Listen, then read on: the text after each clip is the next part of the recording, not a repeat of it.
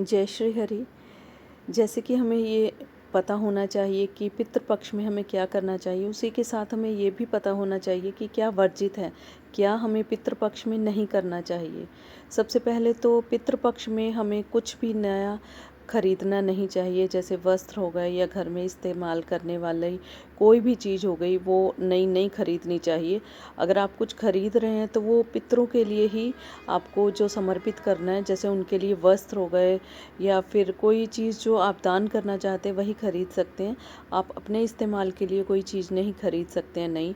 और आपको शराब, धूम्रपान, मांस, मदिरा, अंडा इन सब से दूर रहना है, ये इस्तेमाल नहीं करना है, इससे पितृ नाराज़ हो जाते हैं। इसलिए पितृपक्ष में अगर आप कुछ मिठाई रखना चाह रहे हैं तो अब वो आप बाज़ार से नहीं लाके घर पे ही बनाइए, चाहे खीर, हलवा या किसी तरह की भी मिठाई हो, आप घर पे ही बनाइए। भैंस के दूध की बनी हुई मिठाई या मावा इस्तेमाल नहीं करना चाहिए, इससे पितृ नाराज़ होते हैं।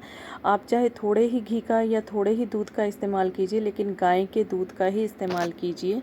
मान लीजिए गाय का दूध उपलब्ध नहीं है तो आप हलवा, बेसन की मिठाई या कुछ इस तरह का बना सकते हैं जिसमें कि दूध की आवश्यकता ना हो। पितृभोज में कभी भी कुम्हड़ा यानी कि पेठा या कद्दू जिसको बोलते हैं, उसकी सब्जी का इस्तेमाल नहीं किया जाता।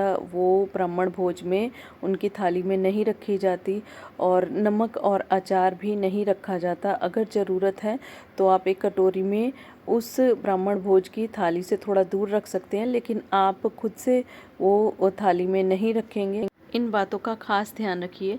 इस तरह की और भी इन्फॉर्मेशन के लिए कनेक्टेड रहिए इन्फिनिटी टैरो 111 से। इन्फॉर्मेशन अच्छी लगे तो उसको आगे भी शेयर कीजिए।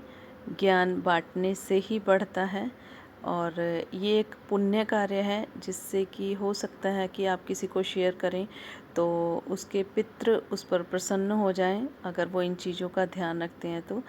इस तरह की और भी गाइडेंस के लिए कनेक्टेड रहिए इन्फिनिटी टैरो 111 से। मिलते हैं नेक्स्ट टाइम, तब तक के लिए जय श्री हरि।